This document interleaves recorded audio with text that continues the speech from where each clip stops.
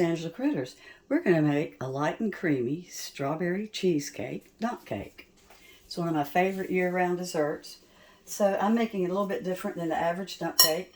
I have mixed together a box of vanilla pudding with my white cake mix. I've already got that mixed up. I want this to have a little bit more vanilla taste. You can also use a vanilla cake or a yellow cake. I've already put my 2 cans of strawberry pie filling in the bottom of my 9x13. If you don't have a 9x13, just go buy one of these at the Dollar Tree. This one's going somewhere, so it's in a to-go container.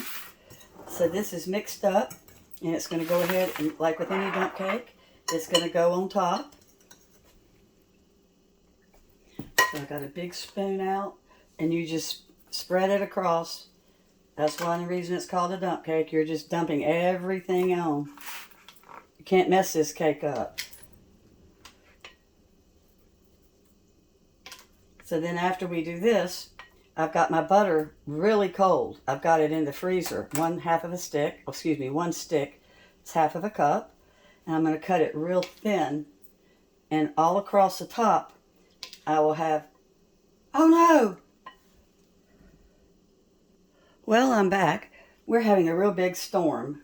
And I'm not paying attention like I should.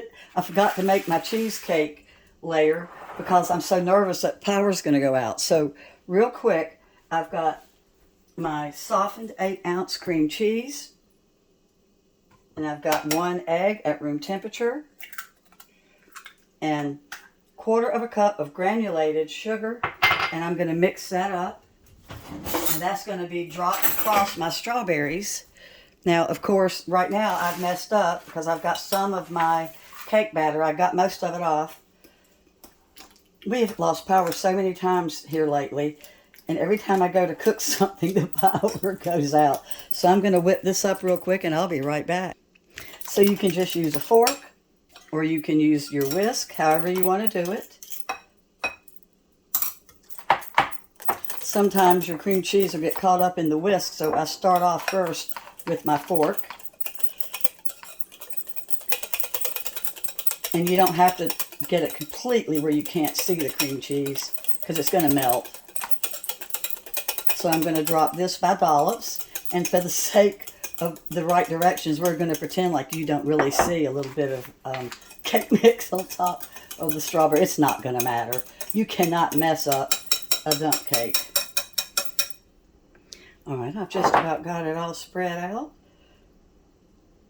It doesn't have to cover the whole thing. You just try to as much as you can. So I'm going to kind of just gently spread it out a little bit.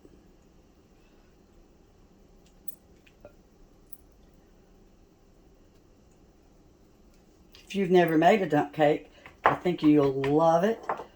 This actually tastes like the best strawberry cobbler that you've ever had. And you can't believe you made it as fast as you did. So you almost don't want to give friends the recipe when they ask about that great strawberry cobbler they had at your house, because then they'll know that you're a fake. You're not really a good baker. I consider anything baked at home is homemade. I don't care if I do start off with a cake mix. Okay, so we've got everything in there. So now we're going to drop my cake mix back on top. It's got a little bit of strawberry juice in it, but that isn't going to matter. Like I said, you cannot mess up a dump cake. I am proving that right now. Because this is going to turn out as good as if I had not accidentally messed it up initially. You can see little bits of strawberry sugar. I think it's probably going to be kind of good. I may have to start doing this if it tastes better than usual, which I can't imagine. You do take a second after you put all of your mix on to get your spoon and just try to make sure it's kind of even. Otherwise, you might end up with kind of a dry pocket of batter that didn't turn into cake. And you don't want that to happen. So, I've done that.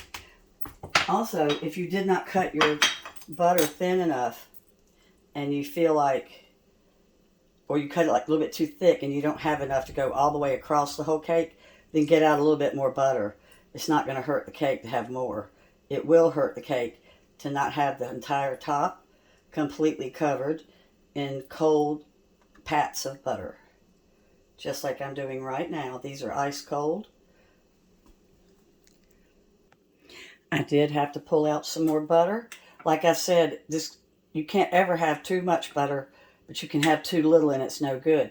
There's some dump cake recipes that they use melted butter. I'm not a fan. I've done it before. I just don't like it as much. I think it's so much, you get better coverage when you do these pats. So I'm probably going to end up with 1.5 sticks. And I did lose power. It just came back on. So I'm going to bake it in my preheated 350 degree oven for 40 to 45 minutes. You'll see the strawberry filling starting to bubble up from the top. Well, it's out of the oven. My power went out one more time, so I had to preheat the oven again to start it back up. So it took a little bit longer to cook, but you'll see that my strawberry filling is starting to bubble up. It's no longer jiggly in the center, and it is ready to eat. Now you can let this sit for 2 to 3 days on a countertop. It can stay in a refrigerator for 5. So it's just, if you don't have room for it in the refrigerator, it's completely cooked. I hope you're going to like it, and as always, I will be putting the complete directions and ingredients in the description, and I will put the part about the butter. I have bad hands, and I don't cut as thin as you might, so maybe you can get by with just 1 stick. Thanks a lot. Bye-bye.